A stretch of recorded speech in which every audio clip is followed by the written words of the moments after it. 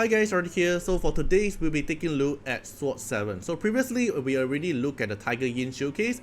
We also looked at the Ripple Staff showcase as well. And today we'll be showing the Sword 7. So this one is actually really interesting because it boosts your DPS output when the enemy are in control state. And in no matter what kind of DPS you are, AoE or single target or multi-hit, everything here will get benefit by Sword 7. So we can take a look here. At Sword 7, when you have the awakened version, when these enemies takes action, which is your specific DPS where you put a shell on, and if you attack on control enemy, it did not limit you are a single target, or you are AoE direct target, or you are multi-hit or single hit, everything here, as long as within these 2 turns you are actually attacking controlled enemy, then you do 50% more damage, and it's a 3-turn cooldown. So if we compare with Tiger Yin, they are kinda the same, but without the Tiger Yin first hit and without only marking on lowest HP percentage. I'm not sure if the damage taken 50% is the same calculation as 50% more damage, but Sword 7 here, if you're actually attacking on the control unit, all your damage is going to increase by another 50% more. I'm going to assume the damage, like the calculation formula is going to be the same as Tiger Yin, but basically the condition here is instead of the first hit and instead on the lowest HP percentage, now it's going to apply on every single hit you are able to do as long as it's on the control enemy. So if you're going to use Sword 7 here, you're going to combine with a few enemies that can actually apply control. For example, the most often one we can see is actually like let's say Kraken for the freeze. We can see Kazuyo here for the sleep, and also not to mention Slumber here. The target cannot take action, and this effect will end after taking damage, and the damage taken will increase by another additional 25%. So if you actually combine Slumber with Sword 7, you're actually able to increase a lot more damage as well, because it will increase the damage taken by another 25%, and then the Sword 7 here will increase another 50% as well. Or you can use the newest unit here, Mari for example, to actually apply Petrified to make them into stone, and your passive here also grants your team additional free attack and also reduce the enemy healing as well. There's a few control unit here you can actually combine together to make Sword 7 shine. Alright, so now special thanks to Anos to actually borrow me his account to actually make this showcase, because on my own account I still did not able to grind a good Sword 7 or Tiger Yin or even the Ripple Step as well. The only shell I get from the newest shell at the moment is actually just the snake, and I can't find any usage for Ouroboros at the moment. So yeah, so special thanks to Anos again for sharing me his account to make this showcase possible. Okay, so before I show you how the enemies build, we can take a look at the battle record here. This combination is actually very good against those bruiser, because bruiser usually won't outspeed your team, and your team here will actually build pretty fast, and then you can actually just apply all the stun and the control, all these things to make them in control state. Then you use your main DPS to actually apply with Sword 7 to do the damage. Alright, so we'll take a look at the first showcase first. So we have 2 healers here, and we have Holden and Mizuki here as the bruiser unit, and they have their defense skilling, so they're actually going to be very tanky. But if we take a look at the replay, so what we're going to do is we're going to dispel their immunity first. So let me be slow. He's using Plume to dispel the enemy immunity and also apply defend down, so you can actually deal more damage to them. So dispel all the immunity, apply defend down. Alright, after that we have Mari here to actually apply stone them, and then Mari here also provides a passive that gives all your team, basically everyone in the battle here, increased attack and also reduce their resistance. And then Kazuyo here can apply Slumber. So because Kazuyo applies Slumber here, and then with Sword 7 here apply damage to Rin, your Rin here is able to S3 and slam all these 3 units here. So the only reason why Sanya is actually survive here is because Rin is at blue element while Sanya is green element, so Sanya actually managed to survive 1 damage from Rin, or else Sanya will actually die as well. So if you don't have Rin or you didn't train Rin, you can basically put in any kind of DPS with Sword 7 as well. If you have Messiah, you can even go for Messiah. If you have like Yeli, you can also go for Yeli. Basically every kind of damage you're gonna do increase by 50%. Okay, including enemy who have Veronica will also have the same thing as well. So, okay, so for same thing, your Plume here will dispel their immunity and apply defend down. If you don't have Plume, you can basically replace it with Hand Reach. It will work as well, just that probably you need another defend breaker unit to make easier to nuke them. So Veronica apply the Soul Ward, right, to make their team don't die. So if we look at here, the team here, they are actually still very healthy. 90% and 88% of HP bar with the Soul Ward, so they can't die. Okay, so with Mari here to apply the stone, and Mari also increase all your whole team attack as well. So they're on stone. Then with Kazuyo here to apply Slumber, cause in case the stone didn't apply, Kazuyo can apply another Slumber, and Slumber also increase another 25%. Then we have Rin here, S3, kick them, one more kick. Right, basically you can see these three units here, they are already going to die, but the Soul Ward saved them. And Fuchu actually survived because Fuchu is the green unit here, or else they are actually dead. They are all left 1%. Alright, then the last hit here, only left Fuchu as the healer. Then we just need to double stun them, and then we have Rin here to actually hit them.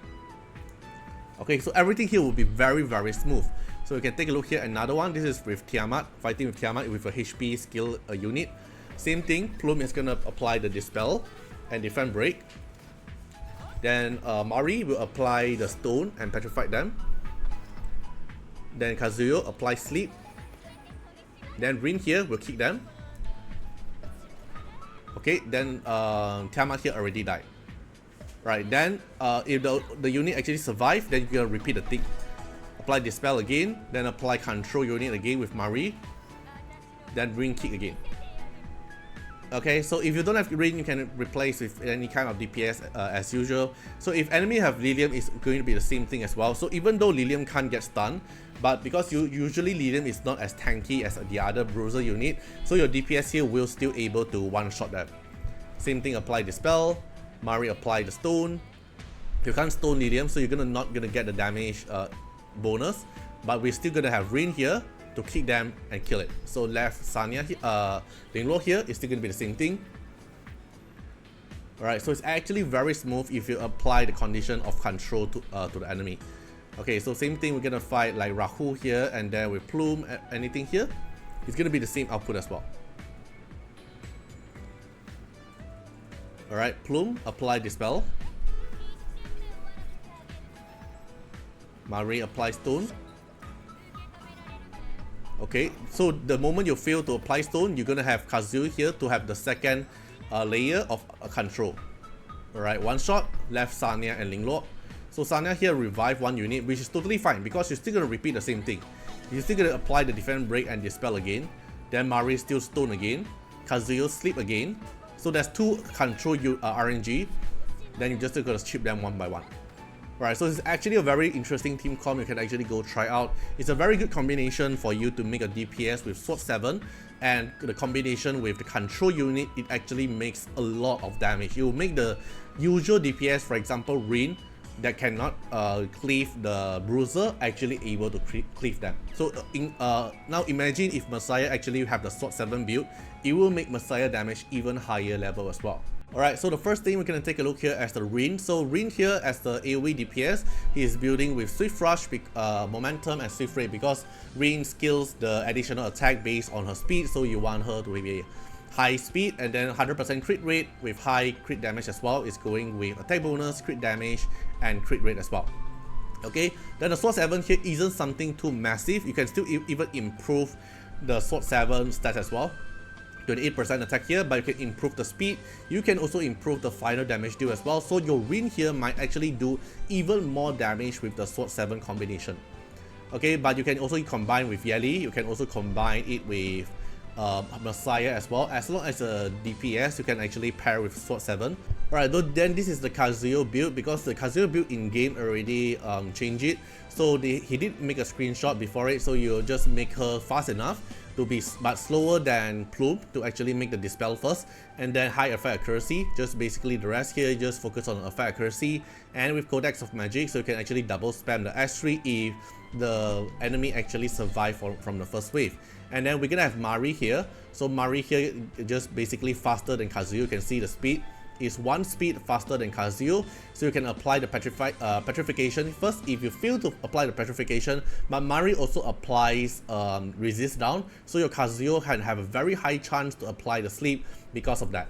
Alright, so Mari here with Codex of Magic, and then just basically focus on effect accuracy and speed.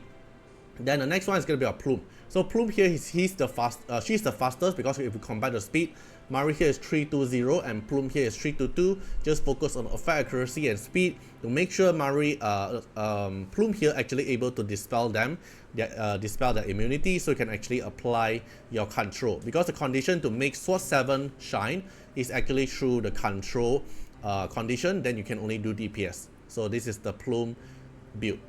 Okay, and also for those unit who want you want to use for Sword 7, like Messiah, Yeli, Lilium, Rimoka, let's say a unit like Rosa, they all, as long as it's a DPS, you can actually use Sword 7, but it's very situational because you need to land the control on the enemy in order to increase your DPS output. And it's not really ideal that you only rely on one control unit, for example like Slumbo, because Slumbo can actually get awakened by hitting them, right? So the more consistent one you want to go for, like control unit, is going to be like Freeze, Petrification or Stun. They are more reliable control, so you can actually DPS them on control state without interrupting the control state, right? But Slumbo is something very good you can combination with, because Slumbo gives you additional 25% attack when you actually hit on the Slumbo unit. So like just now with the showcase here, Kazuyo plus Mari is also a very good showcase because of the Petrify.